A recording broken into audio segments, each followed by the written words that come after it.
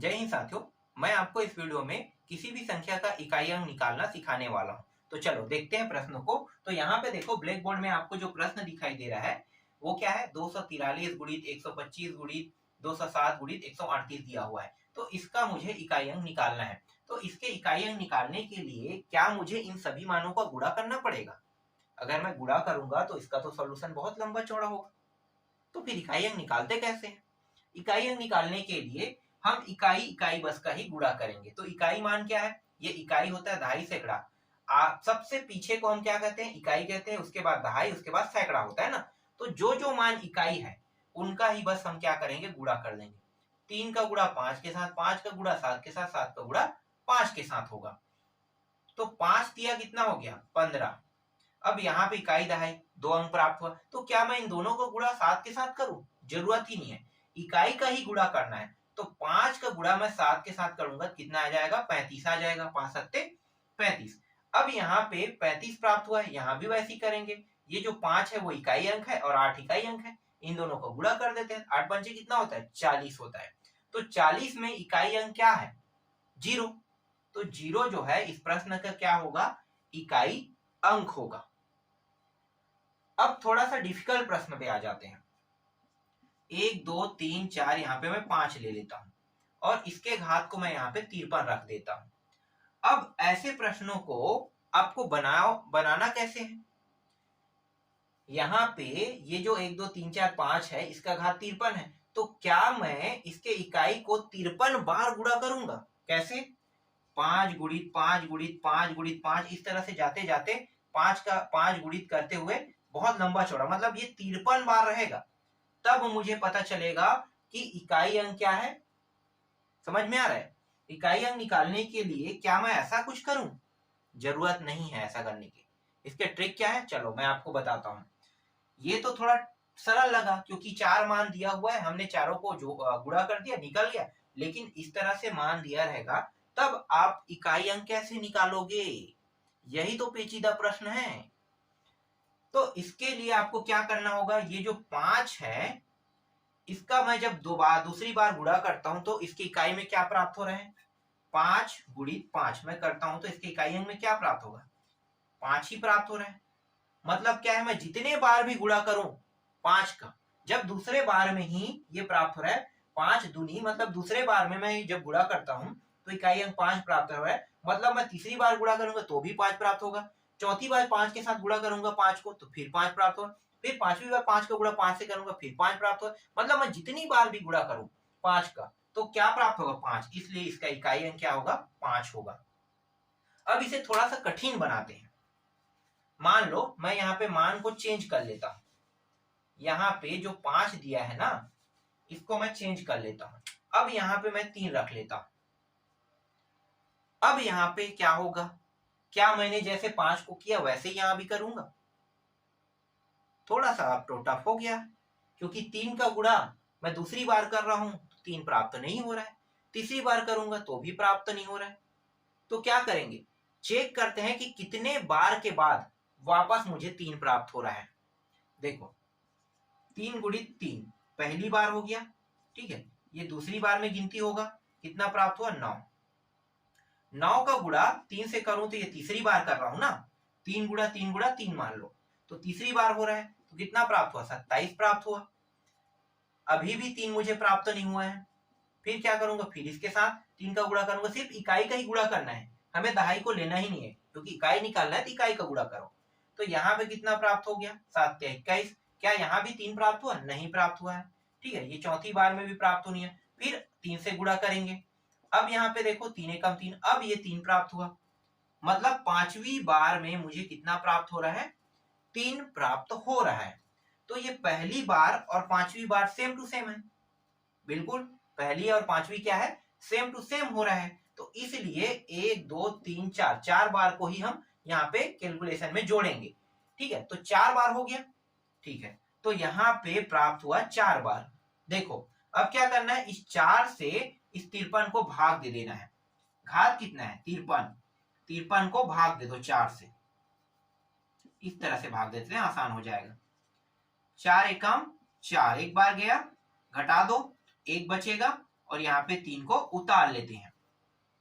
फिर 4 तिया कितना हो गया, 4 तिया 12 हो गया। यहाँ पे घटा दो, कितना प्राप्त होगा, 1 प्राप्त हुआ।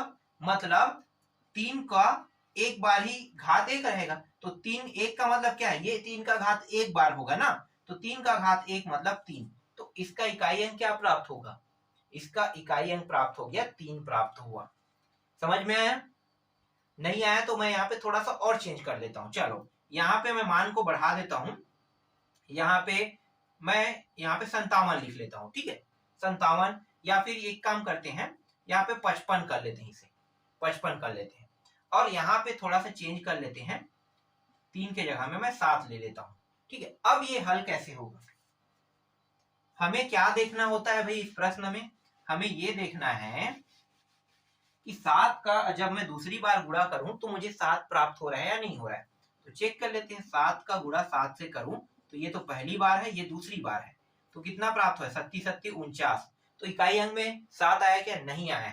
तो मैं क्या करूंगा, फिर 7 से गुणा करूंगा, ये तीसरी बार गुणा कर रहा हूँ। 7 और 9 63, 63 में देखो क्या मुझे 7 प्राप्त हुआ, नहीं। तो फिर क्या करूंगा, चौथी बार 7 का गुणा कर दूंगा, तो कितना प्राप्त हो जाएगा, 7 14 7 21, यहाँ पे 21 प्राप्त हो गया। अभी भी प्राप्त होनी है, फिर 7 से करेंगे तो अंत में क्या हो रहा है, देखो 7 1 7 प्राप्त हुआ, ठीक है। तो 5 बार गुणा कर रहा हूँ, तो 5 बार गुणा कर रहा हूँ, तो पहला और पांचवा क्या है, सेम है। तो पहले और पांचवे को हमें नहीं लेना है, तो किसको लेना है, उसके कम, 1 2 3 4।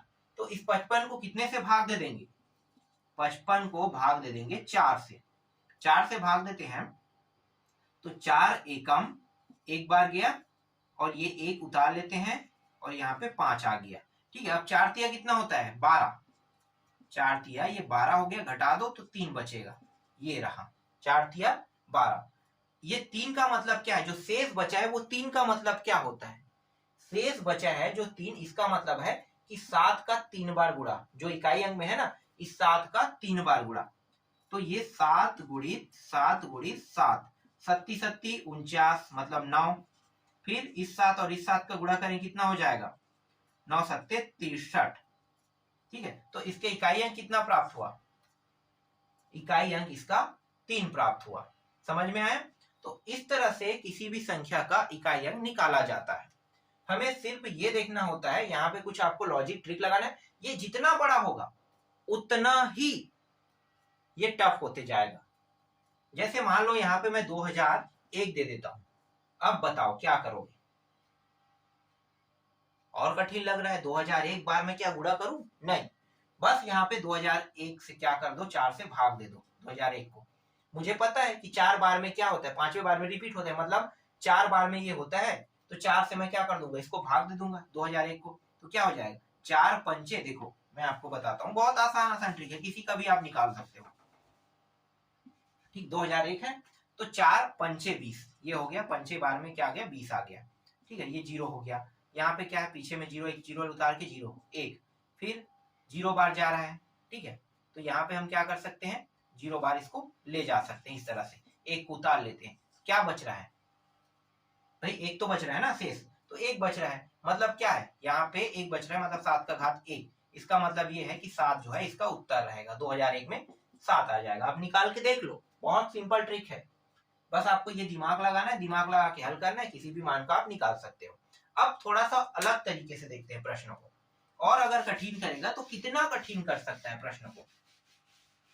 देखो यहां पे मैं ले लेता हूं 7 का घात रख लेता हूं 65, रख लेता हूं 55 रख लेता हूं, चलो, और 6 का घात मैं ले लेता हूं 41 रख लेता हूं, और 3 का घात यहाँ पे रख लेता हूं 47 रख लेता हूं। अब देखो ये सभी अलग अलग मान है, अब इन सभी मानों को गुणा करके क्या करना है, हमें इकाई अंक निकालना है। सभी मानों का गुणा करके क्या निकालना है, इकाई अंक निकालना है। तो क्या मैं 7 को 55 बार गुणा करूं तब इकाई अंक निकलेगा, क्या मैं 6 को 41 बार गुणा करूं तब इकाई अंक निकलेगा, फिर 3 को 7 बार गुणा करूं तब इकाई अंक निकलेगा। जब इन सबको गुणा कर लेंगे, फिर इन तीनों के जो मान आएंगे उनको भी गुणा करेंगे, तब इकाई अंक निकलेगा। तो ऐसा आपको नहीं करना है, करना क्या है, 7 का किससे, ये जो 7 का घात 55 है उसको कितने से भाग देना है, 4 से। अभी जस्ट मैंने आपको बताया ना कि आपको एक ट्रिक पे जाना है, और वो ट्रिक क्या था कि 4 बार के बाद 5वें बार में रिपीट हो रहा था, तो हम क्या करेंगे 4 बार में लेंगे, तो 4 बार में इसको जब गुणा कर देंगे तो क्या हो जाएगा, 4 एकम 4, और यहाँ पे 1 और 5, फिर 4 तिया 12, ये 12 कितना बच रहा है, 3 बच रहा है। मतलब ये 3 का मतलब क्या, 7 का घात 3 होता है। यही होता है सिंपल ट्रिक। इसको हम बांट कैसे लिए, देखो बांट रहे हैं हम लोग इसे, 7 का जो घाट है ये 4 बार में ये ऐसे, और यहाँ पे 13 बार में, ठीक है। और दूसरा जो मान है वो क्या है, इंटू करके 7 का 3 घात। तो सिंपल हो गया ना, ये तो फिक्स है, इसका हमें कुछ नहीं करना है। लेकिन ये जो आया ना, यहाँ से हमें मिल जाएगा इसके इकाई अंक क्या होगा। तो क्या होगा भाई, 7 3 7 7 7 49, 9 7 63 3। तो यहाँ पे इसका जो इकाई अंक है वो 3 प्राप्त हुआ। किसका, 7 का इकाई अंक 3 प्राप्त हुआ। अब 6 का इकाई अंक निकाल लेते हैं। तो 6 का जब मैं गुणा करूंगा, 6 छक्के 36, 6 दूनी, देखो 6 को दूसरे बार ही मैं गुणा कर रहा हूँ, 6 गुणी 6, तो क्या प्राप्त हो रहा है, 36 प्राप्त हो रहा है। मतलब इकाई अंक कितना प्राप्त हो, 6। तो इसका डायरेक्ट इकाई अंक कितना हो जाएगा, इसका जो इकाई अंक है ये 6 हो जाएगा, ठीक है। इसके बाद इसका इकाई अंक निकालते हैं, तो इसका भी सेम टू सेम है। कैसे निकालते हैं, 47 को भाग दे दो 4 से, क्योंकि 5वें बार में 3 आ रहा था, तो 4 से ही भाग देंगे। तो 4 एकम, ठीक है, यहाँ पे 0 आ जाएगा, 4 एकम, और यहाँ पे 7 को उतार लेंगे, 4 एकम 4, कितना बच रहा है शेष, 3। मतलब 3 का कितने घात होगा, 3 घात होगा।